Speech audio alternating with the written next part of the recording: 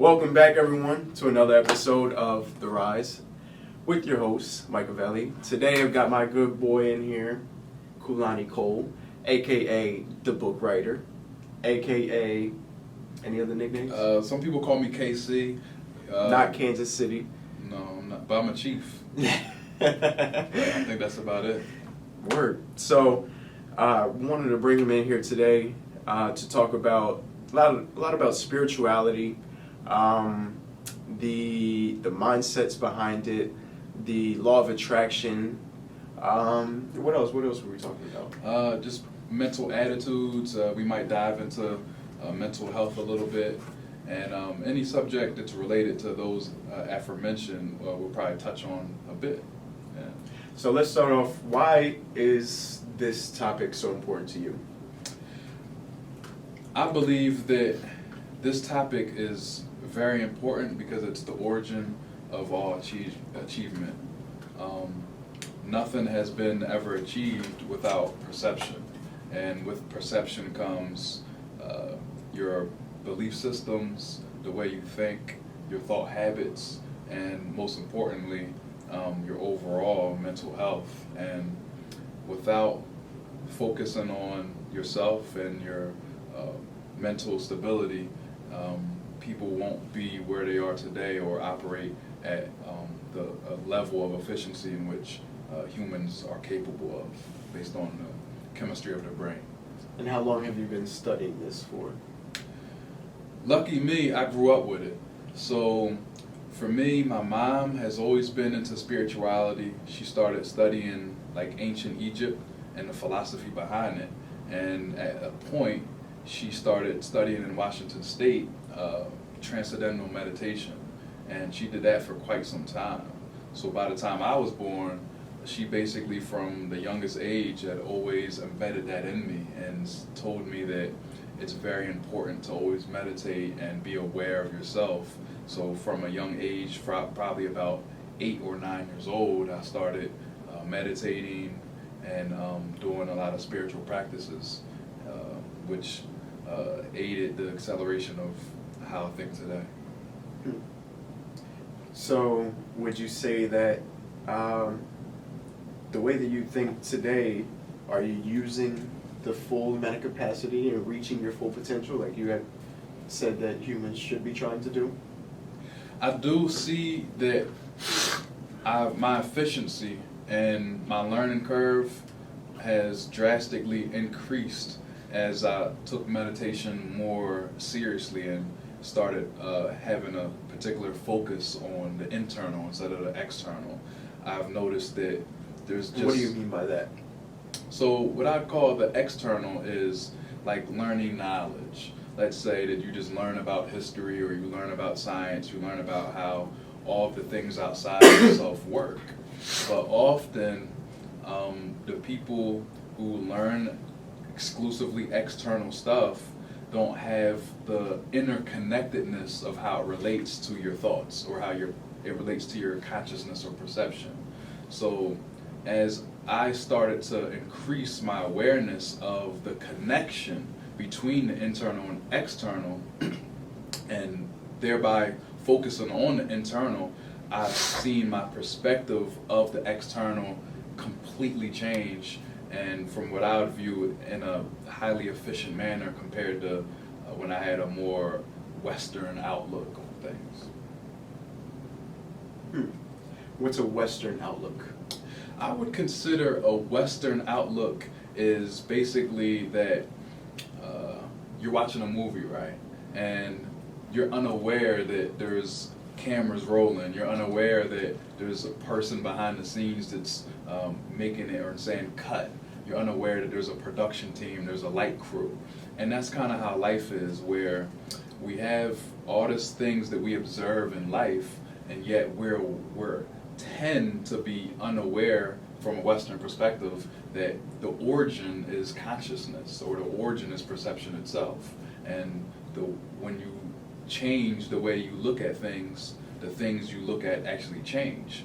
And even as quantum physics has emerged, which basically proved that concept to be correct, the culture of westernized thinking is still ingrained across most of America, in which their thoughts still tend to be in the old perspective of, our thoughts don't really affect reality as much.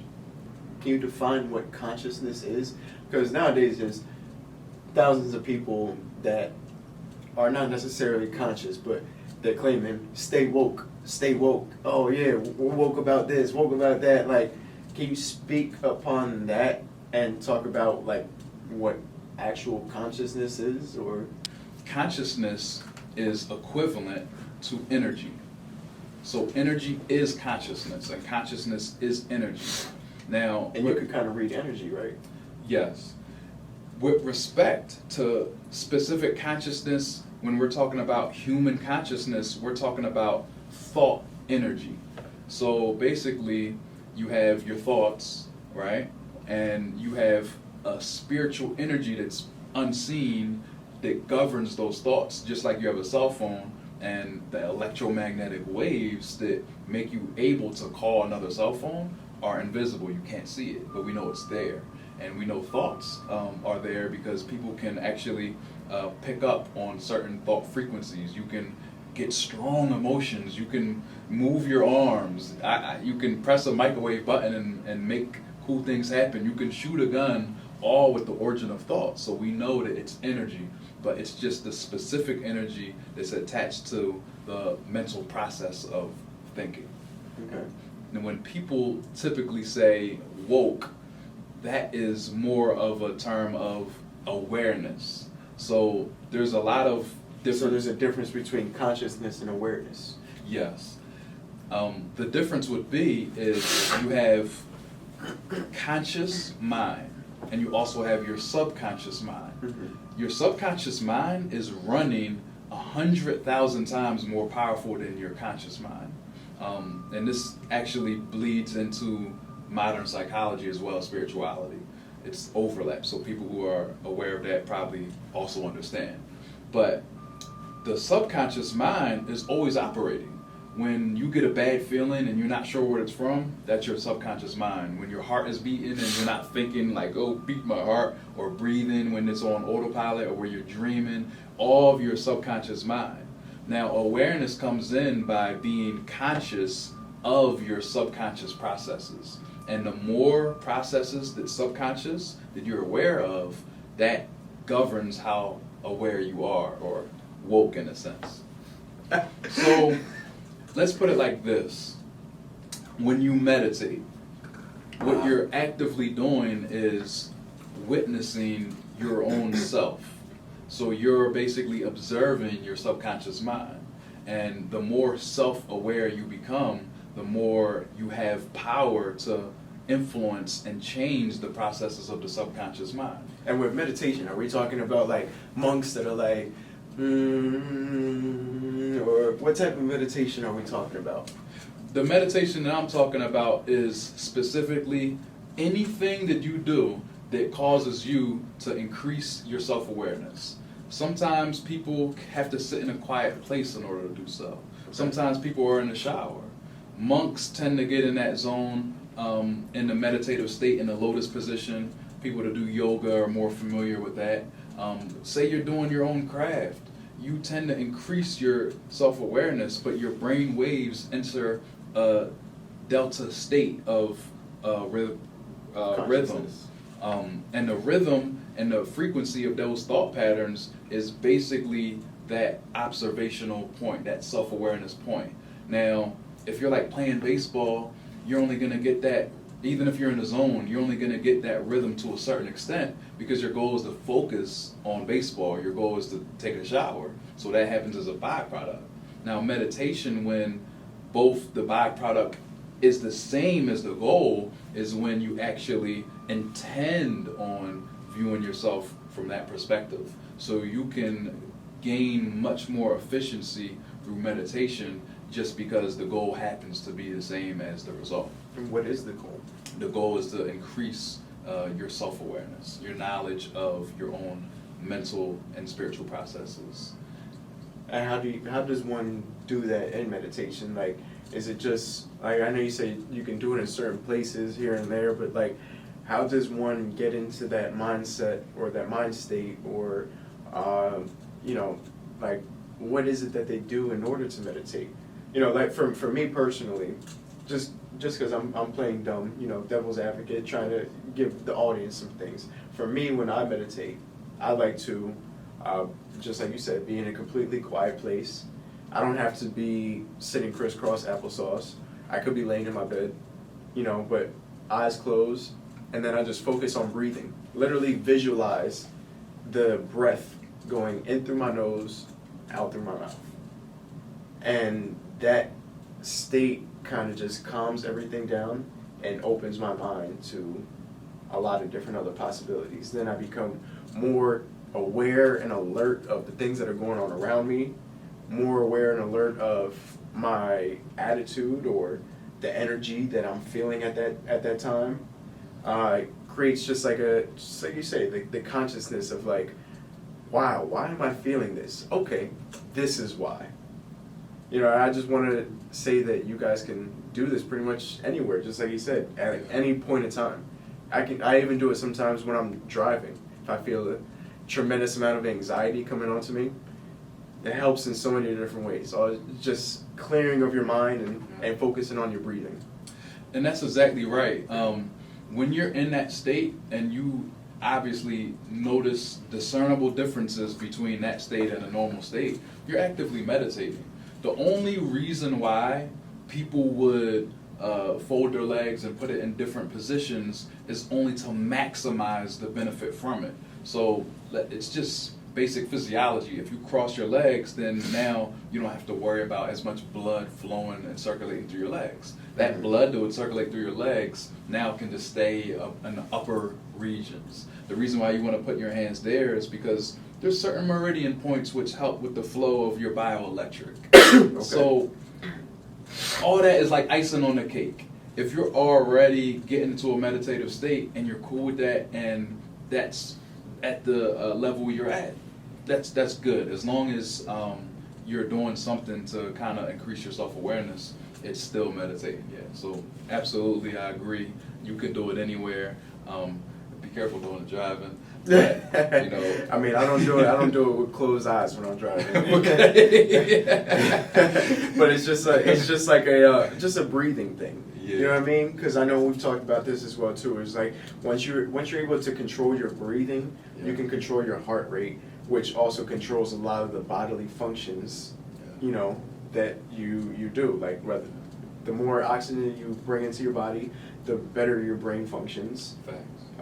The more you're able to reduce stress and anxiety, you know, so a lot of different things like that. So it's, again, like meditation doesn't have to be your eyes closed like this. Like, Facts. You know, it could just be like you're in the zone focus, but you're just working on your breathing. Yeah. You know what I mean? And getting your heart rate to a lower level, more stabilized level, that you feel less anxious. And everybody's wired different. Some people, visual stimuli is more of a distraction, so they might want to, you know, close their eyes. But I've met some people who they can meditate, you know, completely in the zone from what they tell me, with their eyes open, because they're able to block out that visual stimuli. And that's just the beauty of the human brain, that you can wire yourself depending on what you choose or what your preferences are. So there's never like a one size fit all. But there are some just rules of thumbs that govern what is a meditative state at all, and what you name definitely falls under that category. But what is the law of attraction? The law of attraction is basically a term that describes the effect of consciousness on the external environment. So we already know that our thoughts affect the external environment. Because if I can move my arm, then that means that I can circle around this air in the room just by fanning. That started from my thought. But most people don't realize the underlying metaphysical aspects of the law of attraction. So that's the concept in which you see the memes online and your thinking affects your life is real, but often misinterpreted or oversimplified. So it can lead people to laziness if they don't explore exactly what it is. It's not, oh my God, if I think about $1 million enough, it's just gonna pop up at my door the next day. Because that'd be nice. it would be nice. But everything in the universe is scientific and mathematic. So if you have to gather that much energy, what does $1 million mean to you? How much energy does that represent to you personally? So that would determine what you're gonna manifest based on the energy that it represents in your mind. If you're looking at $1 million like, oh my God, this is so big, $1 million, $1 million, then thinking about it is not gonna be able to draw that much energy because you already gave it the energy that you said it was in your own mind. However, if you're Bill Gates, who $1 million is not like as intense, it might pop up at his door. Because he's the type of person who already got $1 million 1 million times. So for him, more than 1 million times. Yeah. So for him, it's more of, oh wait, wow, like I can just think about it because his thoughts, because of his belief system, holds a little bit more energy with respects to what $1 million is. So for the average mundane person or thinker who still views something as big, thoughts and the law of attraction should get to the point where it inspires action. That's where you want to be at. If your thoughts doesn't inspire any action, they're hardly powerful enough to attract anything. They have to first inspire action because action is a derivative of thought. Mm-hmm. And so if you want to be an MLB baseball player, the ball's not going to hit itself. And the actions that you have to aspire is going to practice every day. The actions that you have to inspire from seeing live pitches, yes, hitting balls, yes, taking live field, that type of thing. Like you can't just like wish upon a star and be like, oh yeah, like I really believe I'm gonna be a millionaire and not work towards it. Exactly. You can't just not make a business and become a millionaire or not do something creative and not sell something and just have money out of nowhere. Exactly. The work has to come first. You gotta work for it. You have to think that you can do it, and then the thought process that you think that you can do it relates into the actions of like, all right, I'm gonna do it.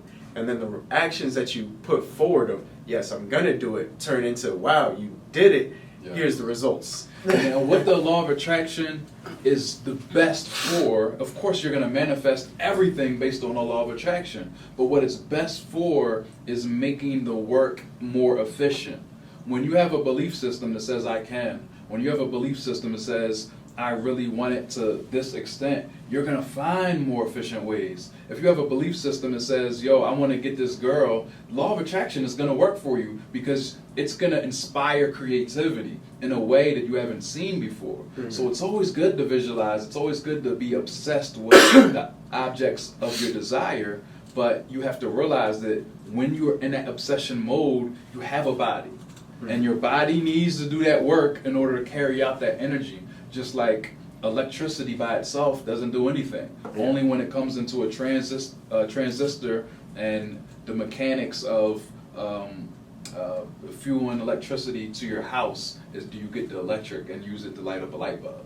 But the electricity alone is just like, okay, there's electric, it's at my available disposal, but you have to build a converter box in order to make perfect use of it. And we all know that historically there was old transformers that was inefficient, and then gradually it got more efficient. So that's how it has to be with respect to your work, in which, okay, you start out, you just want it, let's go get it. But now use the law of attraction and use your thought processes to make that process of obtaining it more efficient as you go along.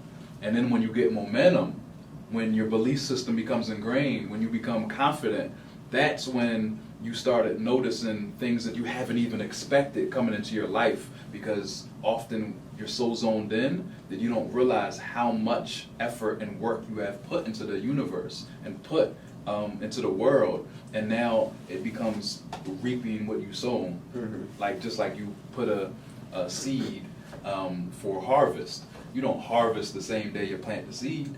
course not. God damn it, if you put that seed in there and you do what Water you're it supposed to enough. do, you water it, and you turn around like, damn, that tree big as them oak trees be big as shit in Los Angeles, the redwoods, but they start out as a little poppy seed. So For time, Rome Yeah. wasn't built in a day. whole facts. I have facts. What are some things that you've attracted into your life? I think differently, and I keep my body young. I keep energized. I wanted to be happy.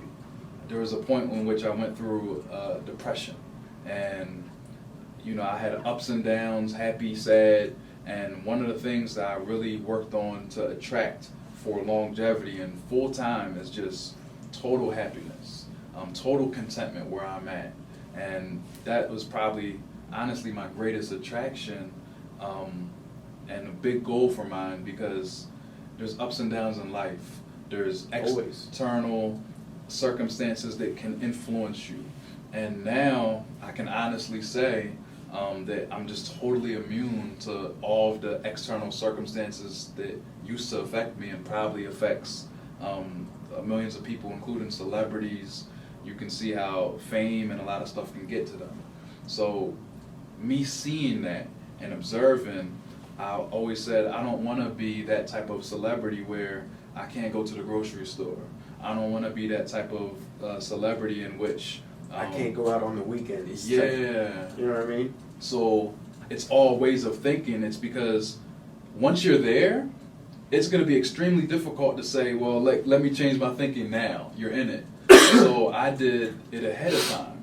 I made sure that I had a rock solid belief system and being able to handle that through adversity, so that when I'm in that position now, I would know how to manage it 100% and not let those distractions affect me, as I've learned from other people's mistakes. So that's another thing of just having a mental outlook that's like Teflon. Also, just I wanted to raise my IQ. That always has been a goal of mine, just to see things from a perspective of where it's second nature to understand what to do next. And that was a long process, because I used to be like a know-it-all, and I realized that being a know-it-all and knowing everything blocks you from future learning. So I had to go through my mind and erase all of those old premises, all of those old wounds, all those old insecurities, just block it out and erase all of that. So now I feel like a sponge. I feel like I'm also, as I help people and I teach and help people amongst their goals, I'm also still learning like a sponge. I go to sleep at night and all this information from the day will be absorbed at rates that I couldn't believe. And that perspective is invaluable to me, because I think that based on what I want to do and how I want to transition, I simply wouldn't be able to accomplish that without that mental fortitude and mental landscape. And you've built that from over time. Yeah, it's there's a law of repetition. Do you think spirituality has like a play in all these different things? Absolutely. Okay. Yeah, but it's more or less my nature. I don't really have any special skills. Everything I had to learn was the hard way. The only thing that I really had was basically just two little character attributes. I was a fighter by nature and very determined. When I learned about it and when I was inspired by what I can do, I was just determined to get to that place. What were you inspired by? I'd read books as a kid of all of the rare humans. I didn't really look at myself as average, because I was always inspired by the stories I read. My mom used to make me read books on like science and history and all these different subjects. And going through like all these books, you would read about this Indian lady from the 60s who was able to do complex math problems in her head. You would read about people who was able to like do telepathy and all this other Monks that can walk on fire. Yeah, and I'm submerged with this from the age of being able to read a book to like before high school. I was like, I'm a big nerd. And that's why I'd surround my like visuals with, that's why I'd always read, and it just inspired me. I don't want to do what the monks do. I kind of had my own goals, but one of that was just like being just content, always being in flow state, whether I'm doing work or whether I'm tying my shoe, always being in that zone. And I believe that that's how you build maximum momentum. So I can feel the momentum. And I'm sure that, being more acquainted with you, you can probably see that resonating off of me perhaps. But spirituality has been everything in terms of the development of my goals and objectives and how I look at achieving it. Because I don't look at achieving goals from the standpoint of regular logic. I try to combine logic with universal laws of nature for maximum efficiency on achieving them. And it just got recent that What are like some universal laws? you have the law of momentum, the law of repetition, the law of synchronicity, the law of hypnotic rhythm. There's a lot of different laws of nature that when you see it from the core perspective, it'll make you do things in a more efficient way, such as say you want to be a stockbroker. For me, honestly, the first thing I would do is write down like 100 times I will learn stocks in the most efficient manner possible. I program the belief system before I watch the videos. Mm-hmm. So then when I watch the videos, because of the belief system that I program myself You're manifesting that you actually are learning. And that's immutable law of nature that cannot be removed by error. And once your subconscious mind is like, nigga, I'm supposed to be learning this shit 10 times more efficient than normal. When you learn it, you just start absorbing information. So that you could think that all you want, but if you don't act upon it, then it'll never happen, right? Absolutely. Here's the thing. Belief systems is the core of every achievement, but that doesn't mean that people perpetuate their belief systems. So you might have the belief of, I will learn stocks and I will become the greatest stock master learning it. And you might have that prerequisite, and it's like that seed that's ready to go. But then you ain't fertilized the motherfucker. He was ready to go. Little poppy seed was like, nigga, like, I just need some water. Yeah, just need some water and some sun. Yeah. and you didn't water him. Like, you didn't go to the classes. You didn't follow up. And you didn't watch them YouTube videos. Yeah. You didn't actually try trading some stocks. You feel me? And I've been a victim to that too. Because we all have. Failure is the biggest teacher. Motivator and teacher. Yeah. At least in my opinion. No, facts. Every failure brings with it a seed of an equivalent success.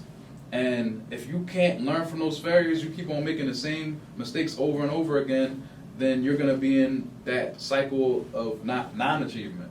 So it does require you to continue repetition. If I go to the gym, work out, boom, I'm husky as shit now, right? Boom, bitches looking crazy, like, yeah, I'm walking down the street, summertime, Ocean City, shirt off. You stop working out, you lose it. You gotta continue. Yeah. And you can get to a point where it's muscle memory. You can get to a point where you Mike Tyson now, 50 years old. I heard a quote earlier this morning while I was listening to some podcasts. They said that either you, when you're trying to gain more skills, whatever it is, be just like things that you had said, even if it's playing basketball or reading. If you work at it a little bit, you stay equal. If you don't work at it at all, you're on a constant decline. And if you work at it a lot, then you're going to always improve. Facts. 2 of the 3 involve constant work. Facts. So you either pick your poison. You either want to get better, or you're just going to deteriorate in life, period. How the law of attraction is most beneficial because it lets you know what you really want. If you don't have a burning desire or obsession for it, then you're not really going to be motivated to do those actions at the same rate as somebody who does have that burning desire. And the law of attraction and all that, you can have that's the law is going to remain constant. But if you don't utilize that based on your natural desires, based on what you really want in life, then you're not going to be that type of person that's going to be driven to the maximum extent, because you're not obsessed. You're not going to be obsessed. You have to be crazy about this shit. When you see Michael Jordan, when he asking homeless people, damn, yo, did you know my name? And the homeless person in the city didn't know his name. He went and dropped 50, went right outside, right back to the homeless person and asked him, you know my name? He was like, yeah, I heard of you there. I heard of you. You know what I'm saying? Like, the Bulls on some shit. You gotta put in that work. You gotta put in that work, and it has to be an obsession. You gotta think about this, brushing your teeth. God, if you say you like Eric Thomas. You know what I'm saying? If you don't want it bad enough that you can't breathe, hold fast. You gotta be on life support after you done, like, you know what I'm saying? Because you really put in that much work, you gotta leave it all on the table, all on the line. And the only way it could be all on the line is if you had trained yourself to the point where your thought habits is thinking about not what Brenda doing, we ain't keeping up with the Kardashians, big ups to Kim, but you gotta think about your shit. Nobody's ass that's walking down the street can't distract you. You feel me? Parents arguing with you, telling you, no, my God, you gotta go to college. That can't really deter you. You have to do what you gotta do, and you have to level up and train yourself to only think about that. And the only way that you can train yourself to only think about that is if your goal is actually congruent with what your internal desires are.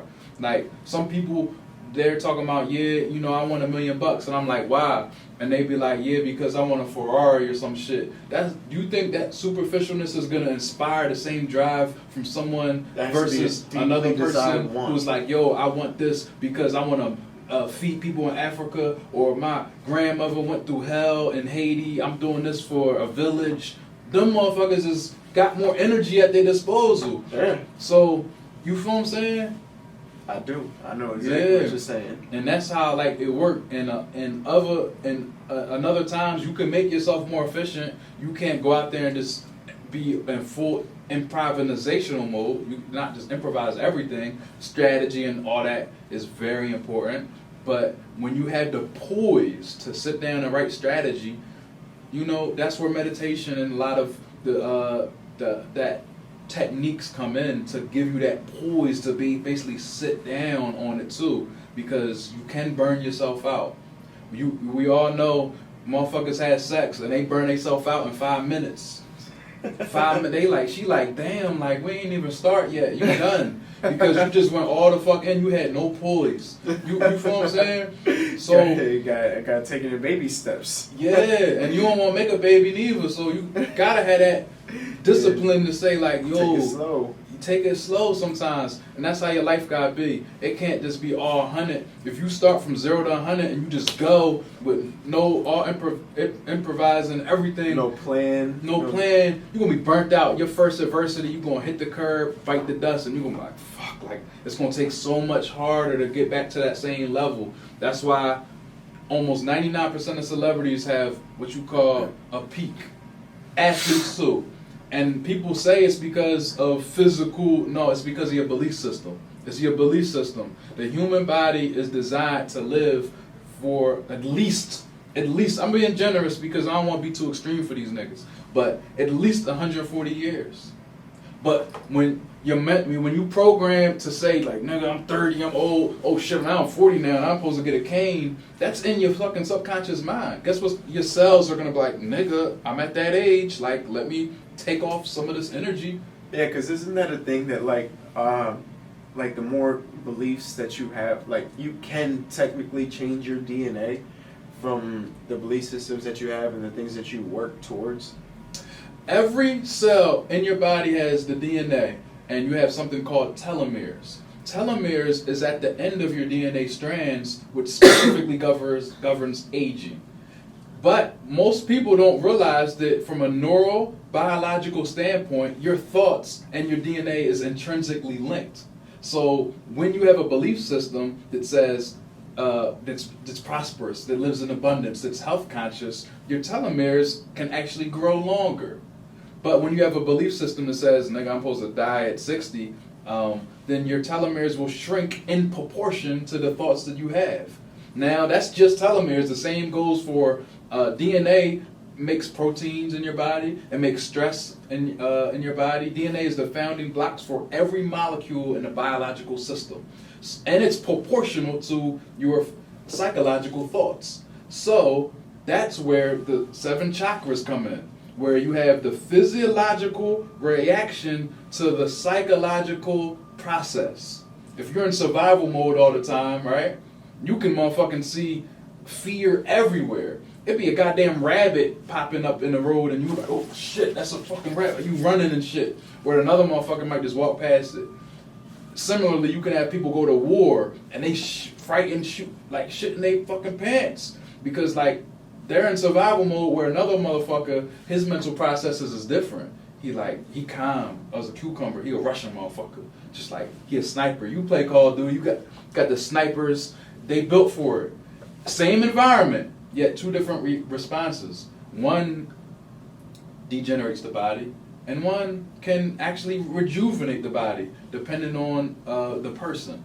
So it is highly advisatory, or high advisory, that you make sure that your dominating thoughts and your program and your belief system is straight. Because one belief system can severely impact both your physiological system and your fucking goals, just by thinking it, just by running in the background, just from, you can grow up with parents. We all grow up with parents. We're millennials, so we all know how our parents' belief system is drastically different. You gotta go to college. What if you ingrain that belief and be like, damn, I'm gonna be a failure if I don't go to college?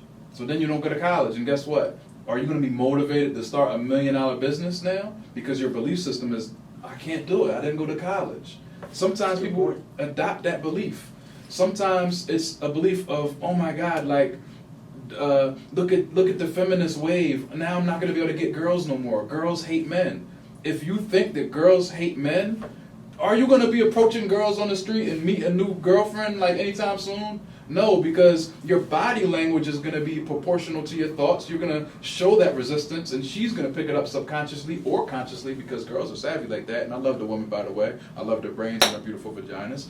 And you're gonna have girls that's like, oh, like there's a defense mechanism going on. Everything in the universe is governed by perception. We wouldn't even know if there was a motherfucking universe if there was no perception to perceive it. You feel what I'm saying? That's deep. Well, right, like that's deep though. That's the law. That's the true law of attraction. When you realize it's universe, motherfucker, it's one.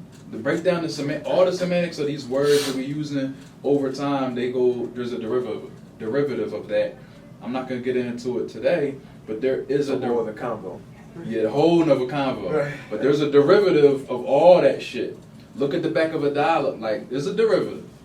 And there's laws and secrets of nature that, it's not secrets so much with the internet, but people don't know to look for it. Motherfuckers are not going to search like pineal gland and shit like that and see how that like influences your life, and how drinking fluoride water and shit like that can calcify it, which affects your thoughts. The only thing motherfuckers control in your life is your thoughts, and you will manifest the rest. Or you can take control of your own thoughts and start manifesting the opposite. But the belief system is the most important part of spirituality, because spirituality opens your beliefs.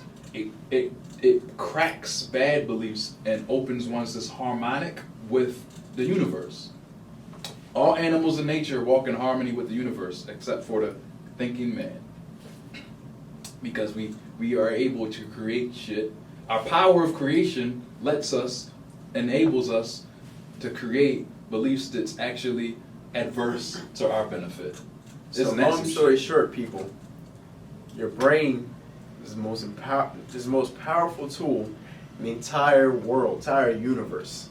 If you use it properly, you can achieve and accomplish anything you want in life. You think it, you believe it, you work for it, you achieve it. Anything and everything. So, I appreciate you. All right, I appreciate you coming in here, dropping some knowledge for everyone. And yeah, do you have some closing thoughts for them?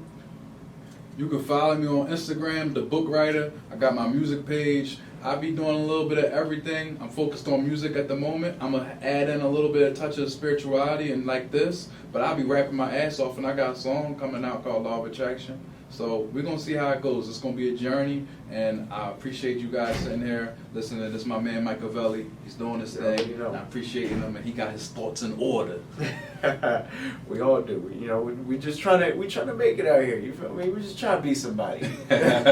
Wilmington, it's a place where you could be somebody. So that's what we're trying to do out here, yo. Yes, sir. All right, brother. Sounds Appreciate good. it.